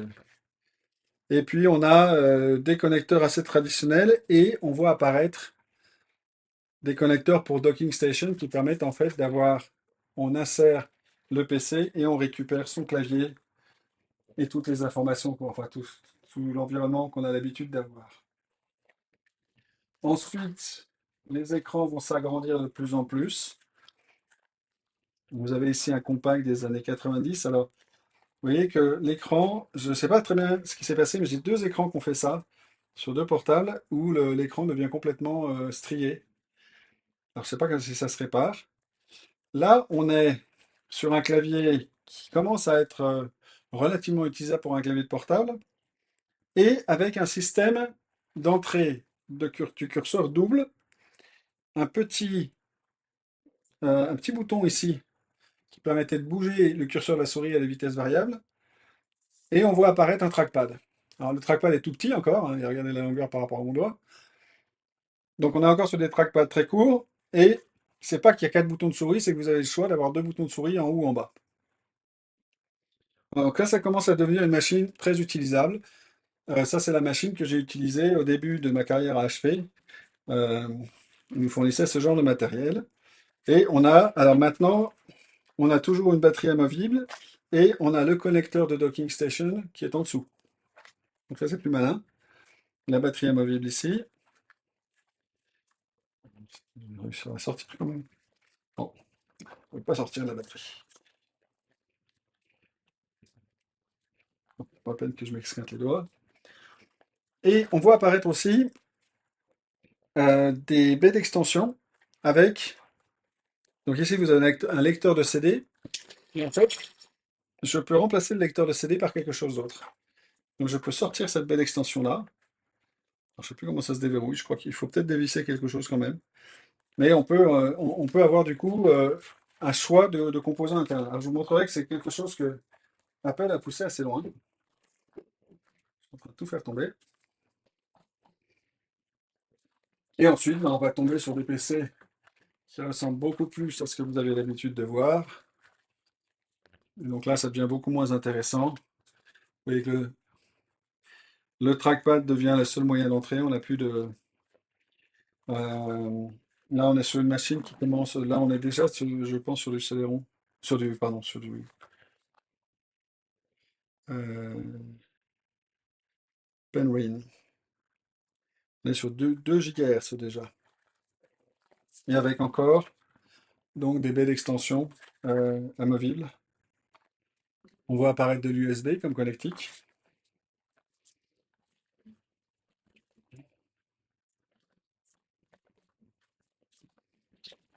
Et au final, on arrive sur des machines qui ressemblent beaucoup plus. Ça, c'est un des PC de mon fils. Alors l'écran a cassé, donc c'est pour ça qu'il l'a remplacé. On voit que l'écran a des marques. Là, on est sur du Core i7, un trackpad qui a déjà beaucoup grandi, un clavier numérique, et on est sur des touches scissors, donc des touches qui sont plates, mais avec un bon toucher, un toucher agréable. En termes de connectique, on bascule presque complètement à l'USB, il reste encore un VGA, mais c'est à peu près tout. On voit plus tous les gros connecteurs qu'on voyait avant. Par contre, on voit des ports USB qui apparaissent partout. C'est bien universel et on ferait tout avec. C'était une assez bonne idée. Et là, un dernier qui est un ordinateur Acer qui a une particularité amusante, c'est qu'il a un écran polarisé avec une ligne sur deux polarisée à gauche, une ligne sur deux polarisée à droite, ce qui permet de faire de la 3D avec lunettes. Et donc, ça permet d'avoir des jeux vidéo en vrai 3D, en relief. Donc, c'est un ordinateur qu'on avait acheté à l'époque où j'avais une petite société qui s'intéressait beaucoup au relief, qui s'appelait Taodine. Et donc, on faisait tourner notre logiciel Tao présentation là-dessus et on avait les objets qui semblaient sortir de l'écran. Voilà, sinon, un PC tout à fait basique pour l'époque, avec maintenant des connecteurs qui sont devenus traditionnels. C'est presque pareil que ce qu'il y a aujourd'hui, sauf qu'on est passé à l'USB-C. Voilà pour les PC portables. Alors, en matière de PC portable, il y a un élément de ma collection qui me manque beaucoup, c'est celui-ci. C'est le 200, HP 200 LX. Et ça, c'est l'équivalent d'un NVMe PC ou d'un NVMe XT qui tourne vraiment dans une calculatrice avec, vous voyez, un écran assez haute résolution. Et donc, j'en ai bien un comme ça, que j'avais acheté d'origine, qui m'appartenait, et qui a fini aussi à l'INRIA, qui est quelque part à l'INRIA, et que je n'arrive pas à retrouver. Donc, je le regrette beaucoup parce que racheter une machine comme ça aujourd'hui, ça coûte à peu près 900 euros, donc c'est quand même pas donné. Et puis, c'était une machine qui était extrêmement sympa. Il y avait notamment un connecteur PCMCIA qui permettait de mettre des cartes d'extension de toutes sortes dedans, de la mémoire en plus, des lecteurs de disques durs, des choses comme ça. Et on pouvait notamment mettre des énormes mémoires flash dans une machine comme ça, parce qu'on faisait des cartes modernes sur un connecteur un peu ancien. Donc voilà, ça c'est une des machines qui me manque. Alors maintenant, on va entrer dans le mythe, la légende Apple. Alors, la machine la plus ancienne que j'ai chez eux, c'est cet Apple II Euro Plus. Donc ça, c'était une machine de 1979 avec un clavier d'assez bonne facture, qui est encore un petit peu mou. C'est une machine qui a énormément de capacité d'extension, donc avec des connecteurs derrière, et qui s'ouvre très facilement, et c'est beaucoup plus léger. C'est beaucoup plus léger qu'un PC. Donc c'est beaucoup plus facile de vous montrer à quoi ça ressemble dedans. Voilà, donc ça c'est des machines qui sont très communes, il y en a énormément, mais c'est de la très bonne qualité, c'est bien construit, ça dure longtemps, et il est assez facile de les réparer quand elles tombent en panne, parce que les pièces sont assez faciles à trouver. Donc ça, je pense que ce pas des machines qui vont beaucoup exciter une association spécialisée, comme peut l'être. Voilà. Et ici, vous avez le lecteur double disquette associé. Donc là, on est encore sur du lecteur de disquette 5 pouces 1 quart. Les disquettes molles, floppy disk. Les contrôleurs de jeu analogiques, donc c'est des boutons analogiques qui sont mesurés à l'intérieur par une circuiterie spécialisée. Et vous avez un écran monochrome spécialisé aussi. Je ne peux pas tellement bien montrer, c'est voilà. Voilà. Et puis, quelques années plus tard, en 83, Apple sort une version améliorée qui s'appelle le 2E, qui est ici, mais qui est sinon très similaire. Alors, mon 2 a une touche reset qui est cassée, donc il faudra la recoller. Voilà, donc ça, c'est l'Apple II. C'est une machine qui est extrêmement classique, extrêmement populaire. On trouve encore sans aucune difficulté du logiciel pour cette machine. Et il y a même des gens qui écrivent des logiciels aujourd'hui, qui écrivent des nouveaux jeux et des choses comme ça. J'en ai rencontré dans une conférence récemment. Alors, exactement comme pour l'IBM PC et comme pour l'Atari, Apple va décliner l'Apple II en version transportable. Et c'est l'Apple IIc que vous voyez ici. Alors, j'en ai deux. Euh, donc, il y a une petite poignée. Mais là, on est sur une machine qui pèse, je ne sais pas, 2 kilos, quelque chose comme ça. Apple a un peu plus réfléchi au problème que ses concurrents. Moyennant quoi, vous n'avez qu'un lecteur de disquette, il n'y a pas de disque dur là-dedans. Par contre, c'est bien équipé en termes de connecteurs. Le clavier est d'assez bonne facture, enfin il est même carrément bon pour un portable de l'époque. Et le choix qu'a fait Apple en termes d'extensibilité, c'est de mettre dedans la plupart des cartes que les gens avaient tendance à acheter, et donc notamment une carte sonore, etc. Donc c'est une machine qui, pour l'époque, est très complète. Si vous trouvez un écran quelque part, euh, c'est ça la difficulté, c'est de trouver un écran, mais si vous avez un écran, vous avez un ordinateur avec un bon basique, plein de logiciels, un lecteur de disquette intégré. Donc ça, c'est une machine qui est tout à fait utilisable et qui était peut-être un des premiers portables que j'ai vu parce que j'avais un cousin qui en avait un. Mais évidemment, ce qui va faire de Apple une société complètement à part, c'est le Macintosh. Alors, ce que vous avez là, c'est un Macintosh Plus avec 1 MB de mémoire. Euh, donc, c'est une machine qui a cette fameuse souris avec un seul bouton. En dessous de la souris, vous avez une boule qui touche, qui roule en fait, et c'est comme ça qu'on détecte le mouvement.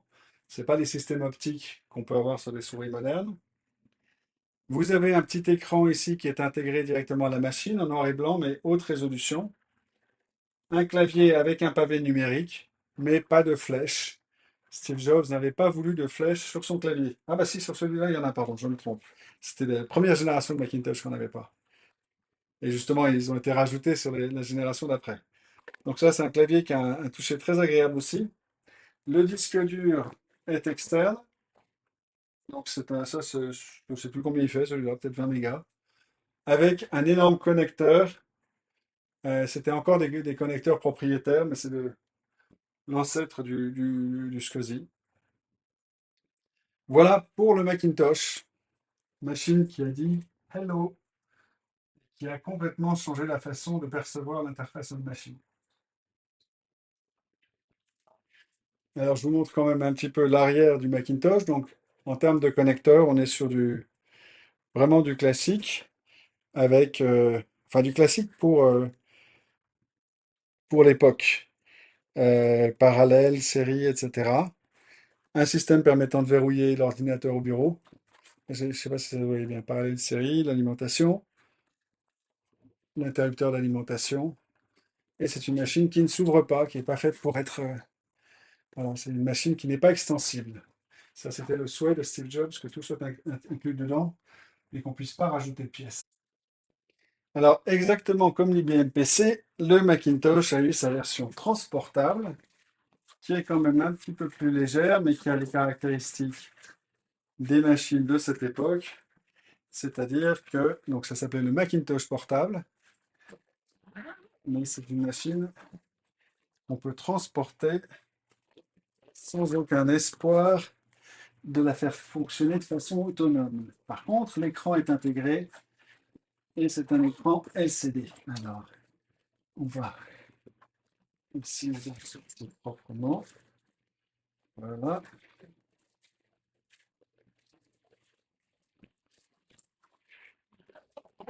Voilà la bête. Donc c'est une machine qui est très élégante. Voilà. Avec des connecteurs classiques pour Apple sur l'arrière, connecteurs pour souris, etc. Je vais évacuer.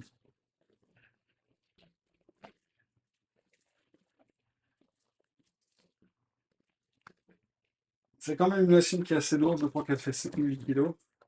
Alors elle, il y avait pour le coup, il avait été plus ou moins prévu qu'il y ait une batterie, mais c'était une batterie 12 volts de mobilette.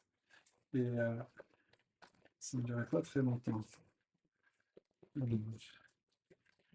Pourquoi est-ce que l'écran n'est pas sans effet?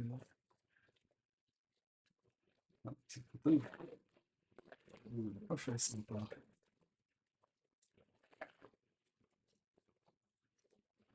Bon, vous pouvez admirer l'entrée pour le lecteur de disquette sur le côté.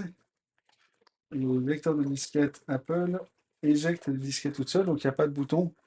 Par contre, vous avez une entrée trombone si besoin est, si jamais le moteur refuse de fonctionner. Mais je ne sais pas si vous trouvez quelque chose pour quand l'écran ne veut pas sortir. Voilà, ça serait quand même dommage de ne pas voir à quoi ça ressemble dedans. Alors, vous avez un superbe écran qui a la résolution de, je crois, 640 par 400. Déjà une bonne résolution, noir et blanc, mais en matrice active, une des premières matrices actives. Très contrasté. Un clavier sans pavé numérique. Un trackball comme sur l'Atari ST. L'Atari ST est arrivé avec, donc, après, donc c'est l'Atari ST qui a copié. Et une particularité, c'est qu'on pouvait décaler le trackball pour le mettre à gauche pour les gauchers. Donc il y a un démontage assez simple qui permet de changer le trackball, de le mettre de l'autre côté. Et c'est pour ça que vous avez une encoche qui permet d'héberger le trackball de chaque côté de l'écran. Voilà, donc c'est vraiment une belle machine avec une alimentation, donc un sac de transport qui est bien conçu, avec une alimentation intégrée, etc. C'est vraiment un assez joli packaging et assez pratique à utiliser, mais c'est une machine qui est extrêmement chère. Par contre, c'était complètement compatible avec le Macintosh d'origine.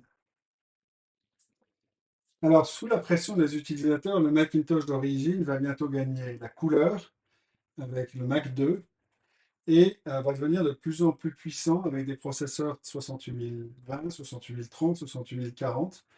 Donc là, vous avez un Macintosh 2 FX qui était le haut de gamme à l'époque. C'était une machine avec un accélérateur mathématique, par exemple, donc qui faisait les calculs dans Excel, etc., très vite.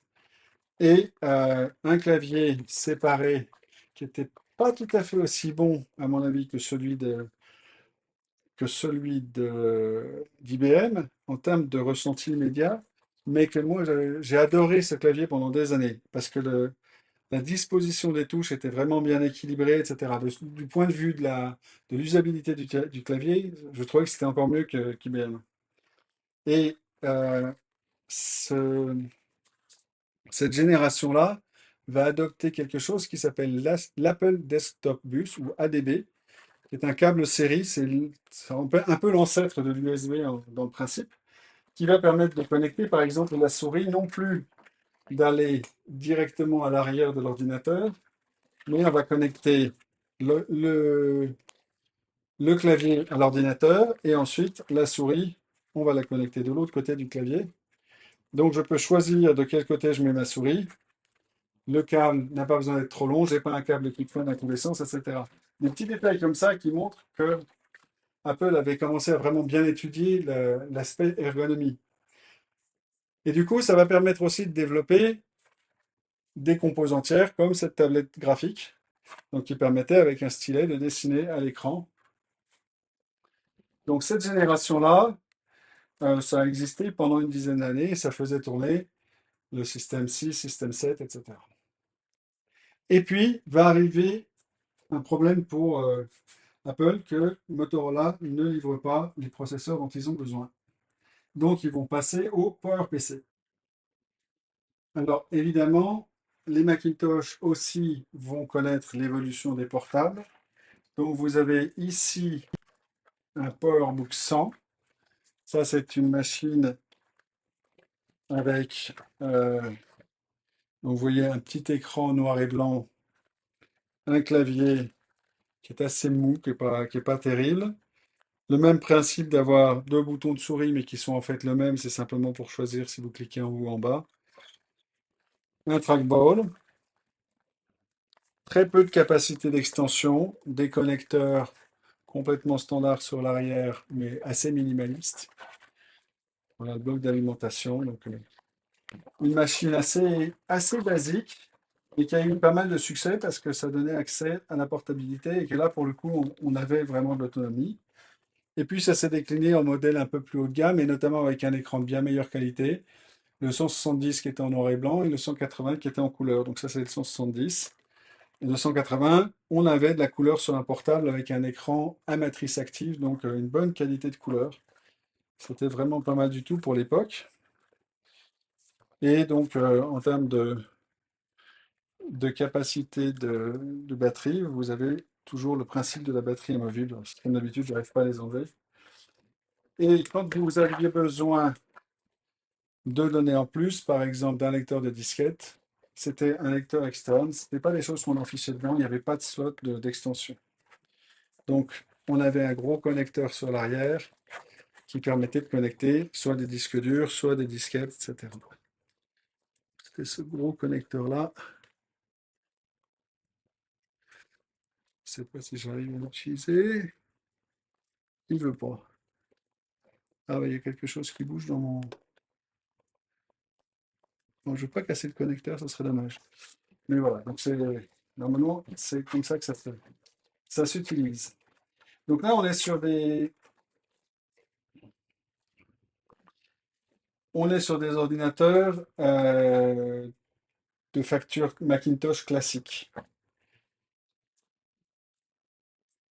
Alors, ce que je veux dire par classique, c'est que on est sur des processeurs du même type que sur le Macintosh classique, c'est-à-dire des 68000. Donc, le PowerBook 100 a été introduit, vous voyez, en 91, et c'était un processeur 68000 à 16 MHz et entre 2 et 8 mégas de RAM.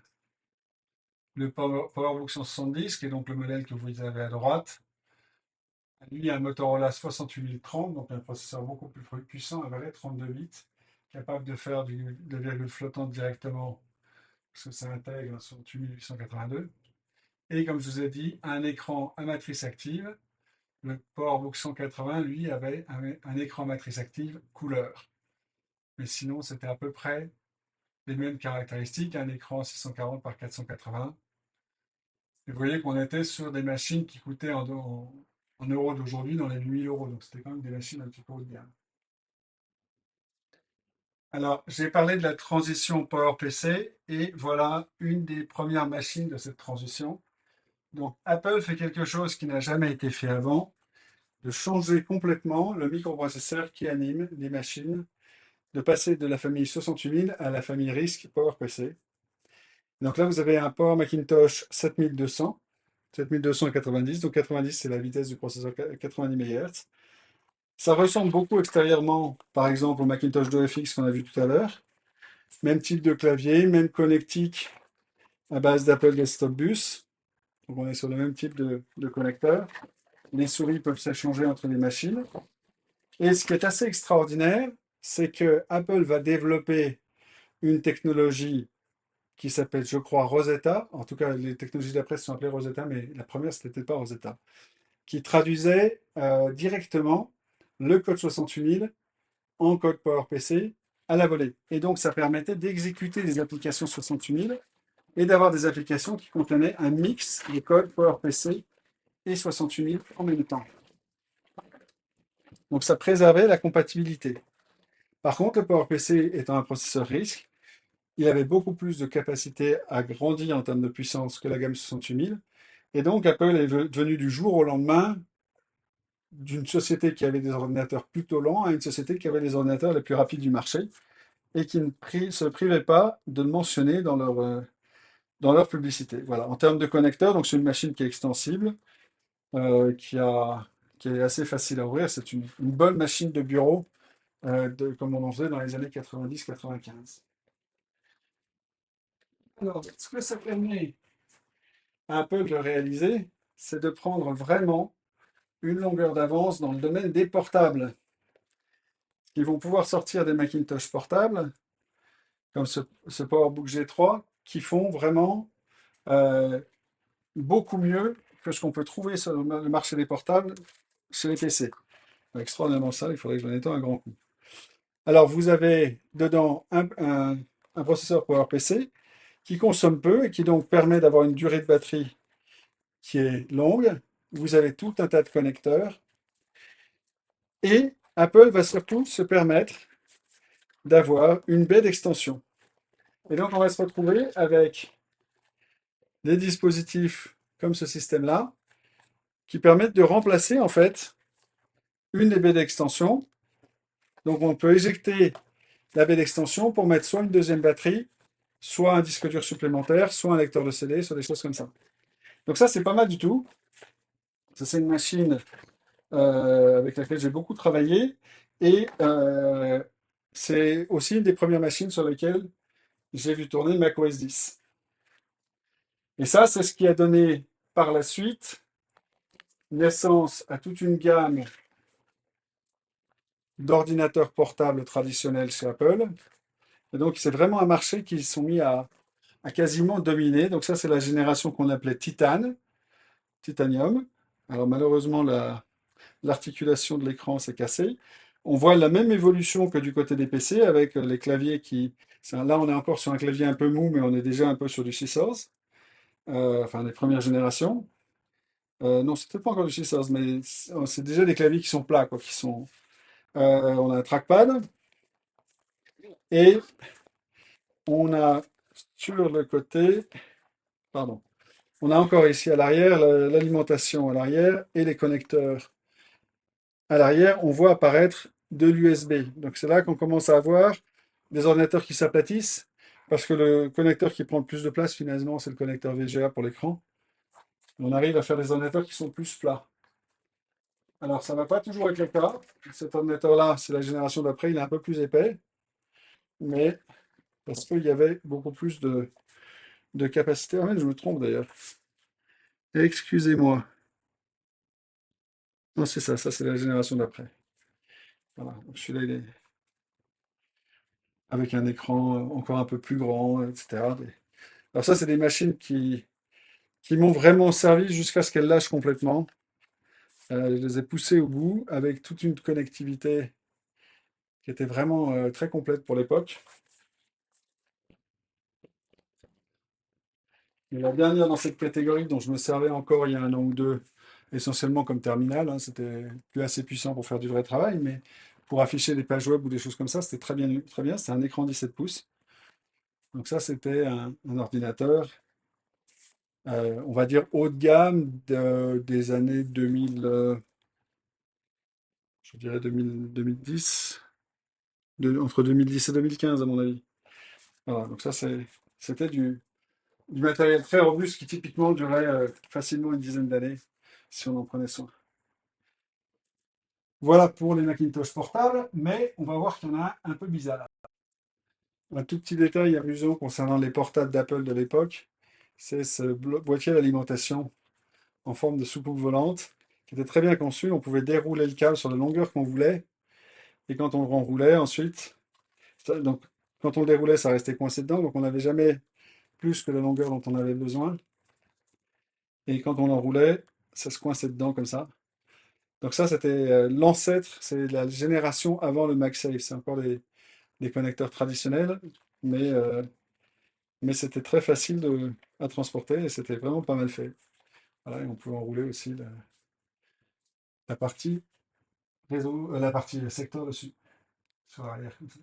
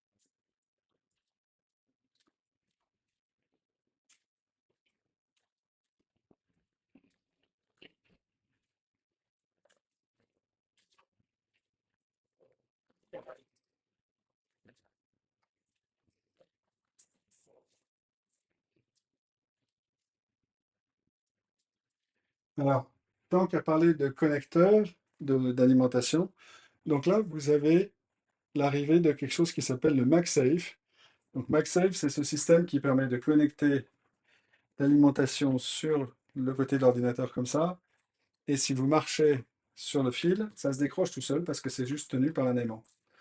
C'est une petite invention qui a l'air de rien, mais ça va devenir un petit peu une marque de fabrique des Mac pendant un certain temps. Et Apple va l'enlever pendant un temps et il faut très vite le réintroduire avec le MagSafe 2.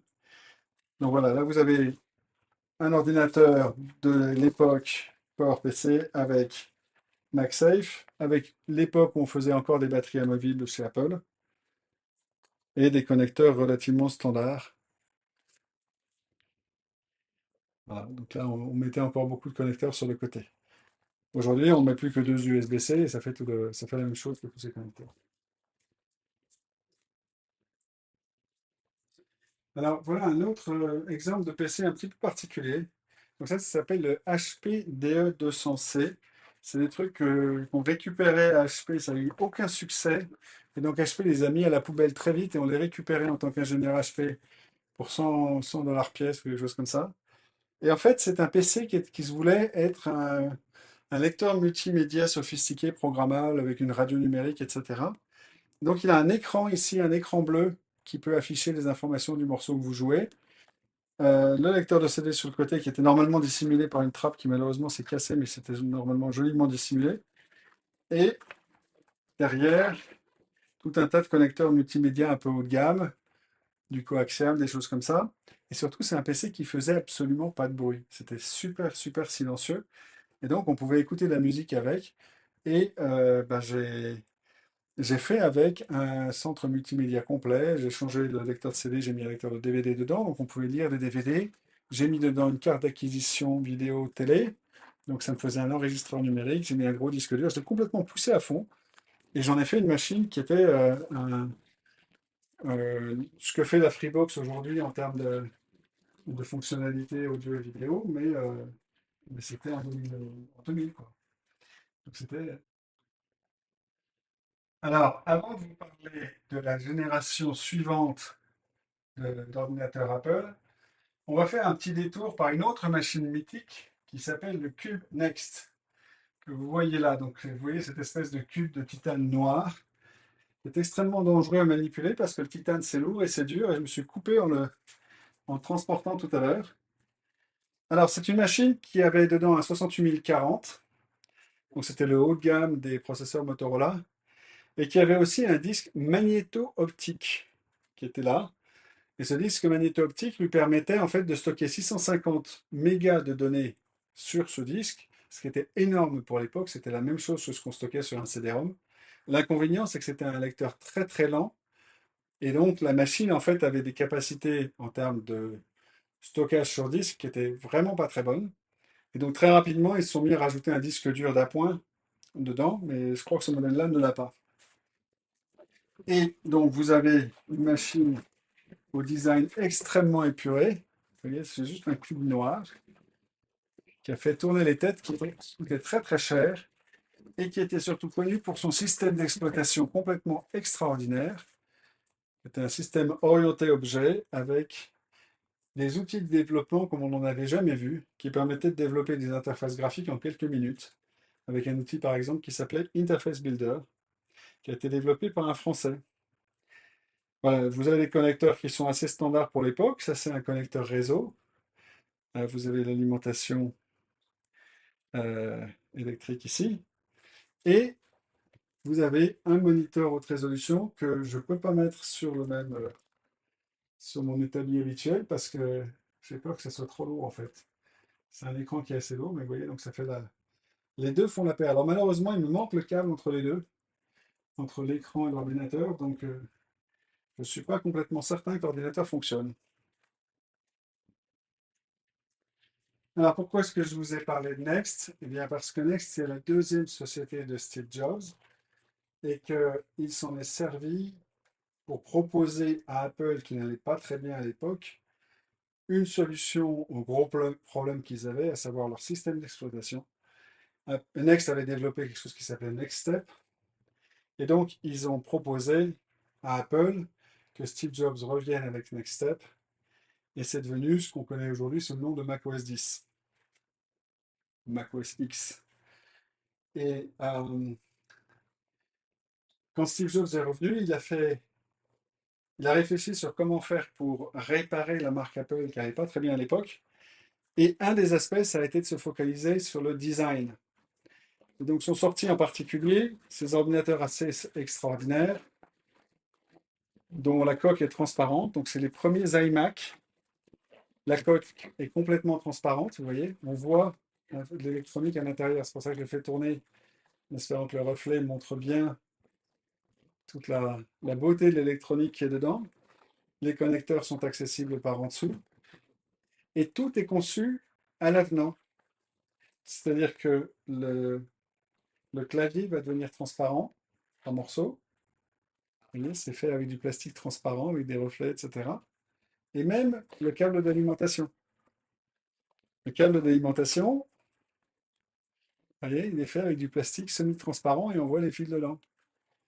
Et le câble d'alimentation est normalement assorti à la couleur de l'ordinateur. Celui-là, c'est celui qui est fait pour aller avec la version verte de l'iMac. C'est la première fois où on va faire des ordinateurs, donc la seule distinction, c'est la couleur. Il y a d'ailleurs des campagnes de publicité qui disent n'achetez plus un ordinateur beige. Donc l'argument de vente devient vous choisissez la couleur de l'ordinateur. Donc là, vous voyez, on voit pareil l'électronique à l'intérieur. C'est quand même des machines qui sont assez lourdes, donc c'est pas très très facile de. Je ne dis pas forcément de bonne façon. Je pourrais peut-être faire tout simplement comme ça. Je me suis pris comme un pied. Ouais, on va couper cette vidéo-là, ce ne sera pas très.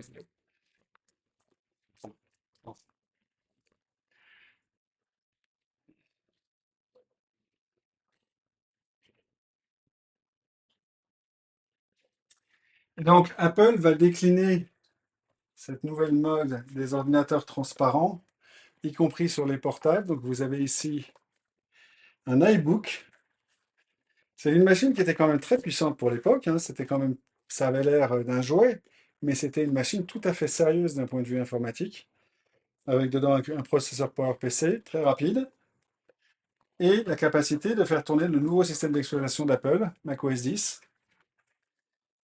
Et donc, on avait avec les fameuses alimentations que je vous ai montrées tout à l'heure, ces alimentations transparentes. En fait, le design, il venait de cette ligne-là, avec les prises transparentes aussi.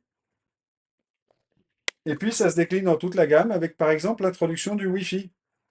Et donc, ce que Apple appelait la Base Station, qui était une espèce de soucoupe volante, qui était en fait une station Wi-Fi. Vous connectiez ça au réseau filaire, et ça vous mettait le Wi-Fi dans votre maison, et c'était une grande nouveauté. On pouvait se débarrasser du fil à la patte.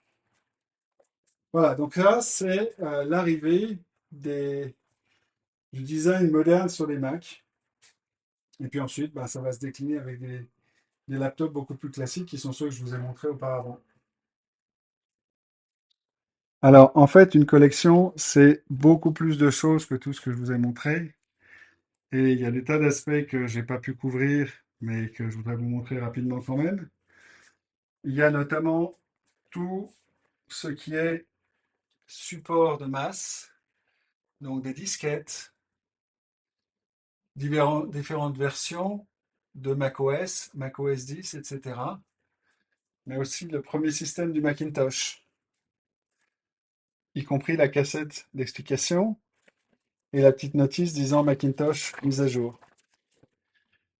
Pareil pour le logiciel de l'Apple II, avec des logiciels sur, vous voyez, des disquettes 5 pouces 1 quart. Alors ça, c'est des disquettes qui sont très fragiles. Très probablement, la moitié d'entre elles ne se lisent plus, au moins. Mais il y a des techniques de réparation, donc j'espère un petit peu que l'association saura faire. Vous avez ici une quantité de cassettes. Je vous disais qu'on enregistrait les logiciels sur cassette. Des disquettes avec des logiciels, soit que j'ai écrit moi, soit plus ou moins piratés, etc. Et puis des logiciels achetés. Quantité de boîtes de logiciels à l'époque où on ne téléchargeait pas le logiciel, mais on achetait des disquettes ou des CD. Alors parmi ces logiciels, il y en a quelques-uns qui sont intéressants. Il y a par exemple BIOS, le système d'exploitation de Jean-Louis Gasset, qui a failli remplacer macOS. Donc les différentes versions de macOS, y compris ces boîtes. Cette boîte-là est assez extraordinaire. Il y a un effet holographique dessus. Je ne sais pas si l'effet se voit bien à la caméra. Et en bas, vous avez une version de Next Step qui était le système d'exploitation de Steve Jobs pour les PC. Ensemble, qui était un système multitâche avec des applications qui étaient vraiment très bien faites. Et les premières applications Apple, Keynote, etc., qui sont. Au début, ça s'appelait, il y avait quelque chose qui s'appelait Apple Works, et puis ensuite, ils ont fait des applications séparées qui étaient très bien. Et puis évidemment, il faut parler aussi de tout ce qui est euh, revue. Donc là, vous avez tout un tas de numéros d'un hebdomadaire qui s'appelle 01. Vous avez une collection pas complète, mais pas loin de Steel Magazine, allant du numéro 5 au numéro, je ne sais pas combien c'est ça, mais c'est des années après, numéro 57. Alors, il en manque au milieu, mais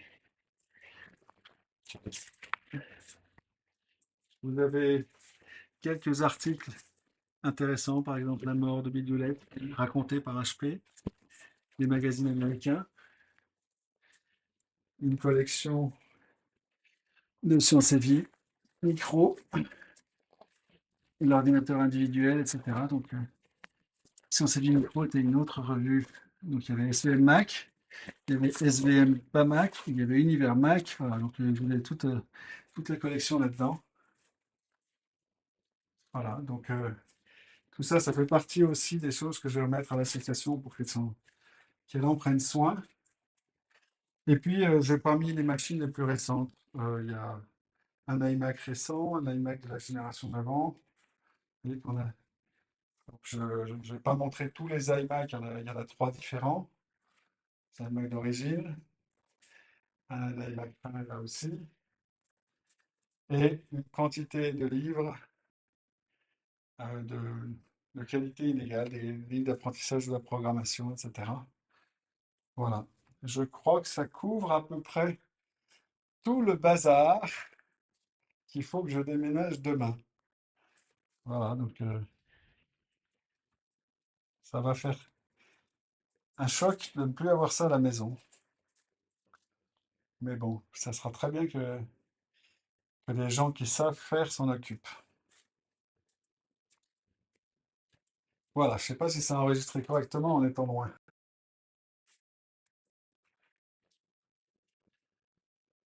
Alors, il y a encore un élément que j'avais un peu oublié de mentionner, qui est ces morceaux de cartes retrouvés à l'extérieur d'une société que je ne nommerai pas, qui me semble être des morceaux d'un cray, soit XMP, soit YMP, mais j'en suis pas certain. Mais j'ai vu qu'ils avaient fait, que l'association avait fait la réparation d'un Cray XMP. Donc, peut-être qu'ils pourront trouver là-dedans des pièces de rechange utiles pour ce genre de projet.